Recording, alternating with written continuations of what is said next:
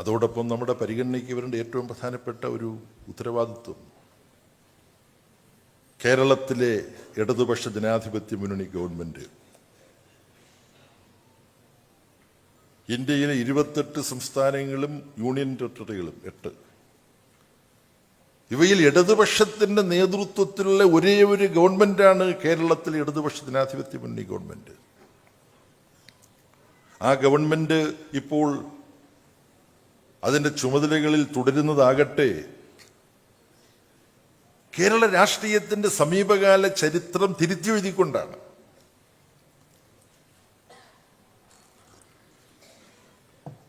അത് ഇടതുപക്ഷ നേതൃത്വത്തിൽ ഒരു തുടർഭരണം സ്ഥാപിക്കുക എന്നുള്ളതാണ് ആ തിരുത്തിയെഴുത്ത്. ഇതിന്റെ പ്രാധാന്യം എത്രമാത്രമുണ്ട്? ഇതിനെ കേരളത്തിന്റെ രാഷ്ട്രീയ ചരിത്രത്തിൽ താരതമ്യപ്പെടുത്താവുന്ന മറ്റൊരു സംഭവമേ ഉള്ളൂ. അത് കോൺഗ്രസിന്റെ അധികാര കുത്തക തകർത്തുകൊണ്ട് ഇന്ത്യയിൽ ആദ്യമായി ഒരു സംസ്ഥാനത്ത് കമ്മ്യൂണിസ്റ്റ് പാർട്ടി നേതൃത്വത്തിൽ ഒരു ഗവൺമെന്റ് ഉണ്ടായ 1957 കമ്മ്യൂണിസ്റ്റ് വിജയത്തോട് മാത്രം താരതമ്യപ്പെടുത്താൻ പറ്റുന്നതാണ് 2021 കേരളീയ ജനതയുടെ വിധി. അത് തൊട്ട് 5 വർഷം മുമ്പ് നടന്ന തെരഞ്ഞെടുപ്പിൽ ലഭിച്ചതിനേക്കാൾ കൂടുതൽ സീറ്റുകൾ കൊടുത്തുകൊണ്ട് 91 നിന്ന് 99 ആയി. ഇതൊരു ചരിത്ര സംഭവമാണ്. അതിന് മുമ്പും അതിന് ശേഷവും കേരളത്തിലെ ഇടതുപക്ഷ ജനാധിപത്യ മുന്നണി ഗവൺമെന്റിനും അതിൻ്റെ നേതൃത്വത്തിനും അതിനെ നയിക്കുന്ന പാർട്ടിക്കും എതിരായി നടക്കുന്ന ഹീനമായ കടന്നാക്രമണങ്ങൾ കേരളത്തിന്റെ ചരിത്രത്തിൽ മുമ്പെപ്പോഴെങ്കിലും ഉണ്ടായിട്ടുണ്ടോ?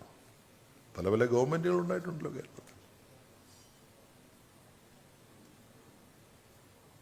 പിണറായിയുടെ നേതൃത്വത്തിലുള്ള ഗവൺമെന്റ് രണ്ടാമത് 2021 തെരഞ്ഞെടുപ്പിൽ ജയിക്കുന്നതിന് തൊട്ട് മുമ്പുള്ള 1 വർഷക്കാലം 1.5 വർഷക്കാലം എന്താ ഇവിടെ നടന്ന പ്രചരണം ആ ഗവൺമെന്റിനെതിരായിട്ട്? കേരളത്തിലെ മുഖ്യമന്ത്രി സ്വർണ്ണക്കള്ളക്കടത്തുകാരനെന്നല്ലേ ആക്ഷേപിക്കപ്പെട്ടത്? അല്ലേ? എല്ലാ ചാനലുകളും വൈകുന്നേരം ചർച്ച. അതിന്റെ ആ പ്രചരണത്തിലെ മറ്റ് വിശദാംശങ്ങളിലേക്ക് സമയം ലാഭിക്കാൻ ഞാൻ പോകുന്നില്ല. അച്ചടി മാധ്യമങ്ങൾ വളഞ്ഞിട്ട് ആക്രമിക്കുകയായിരുന്നു. 57 EMS ഗവൺമെന്റിനെ വിമോചന സമരം എന്ന് പറയുന്ന ആ വാക്കിന്റെ അർത്ഥം നോക്കിക്കഴിഞ്ഞാൽ മഹത്തായ ഒരു ആശയമാണ്. വിമോചിപ്പിക്കാൻ വേണ്ടിയുള്ള സമരം.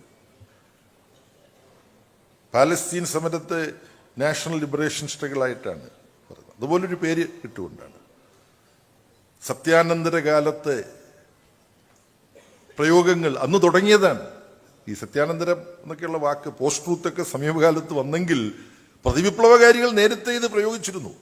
58-59 അമേരിക്ക, ഡോളർ എല്ലാം പങ്കുവഹിച്ചിട്ടുള്ള നീക്കം.